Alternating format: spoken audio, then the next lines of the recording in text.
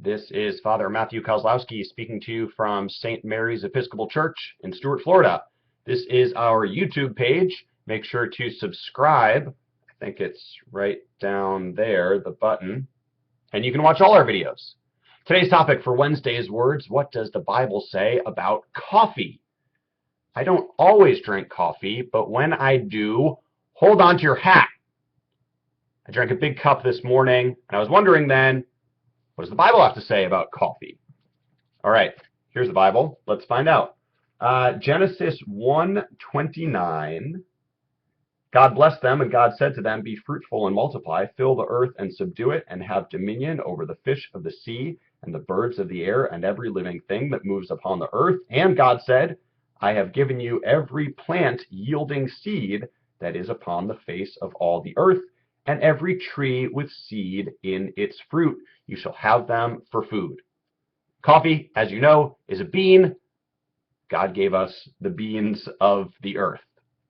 That's one interpretation. How about how you feel when you have coffee? I'm going to go to Romans 12:10.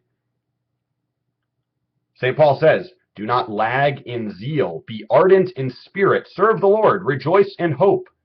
There's another translation that says, "Be fervent in spirit." When I've had a cup of coffee, that would describe me.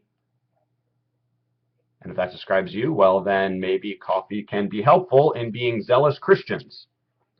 I guess here's where the rubber really kind of hits the road. In 1 Corinthians 10:31, Paul says, "Listen, whether you eat or drink, or whatever you do, do everything for the glory of God."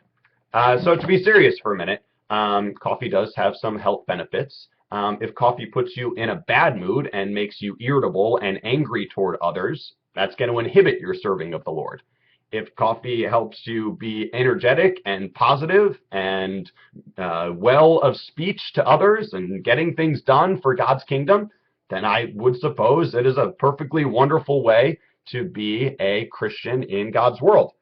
Again, he says, whatever you do, whatever you eat, whatever you drink, do everything for the glory of God. Okay, finally, let's hear from Jesus himself. Mark 9:50. Here we go. He says, "Salt is good, but if salt has lost its saltiness, how can you season it? Have salt in yourselves and be at peace with one another." Why did Jesus talk about salt so much? Salt enhances flavor. It saltens things up. It kind of awakens the taste of food.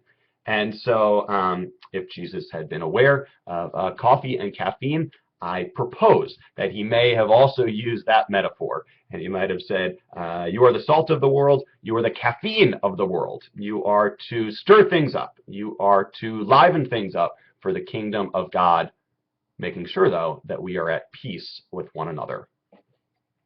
Cheers to you. Enjoy a cup of coffee and serve God's kingdom. This is Father Matthew Kozlowski signing off.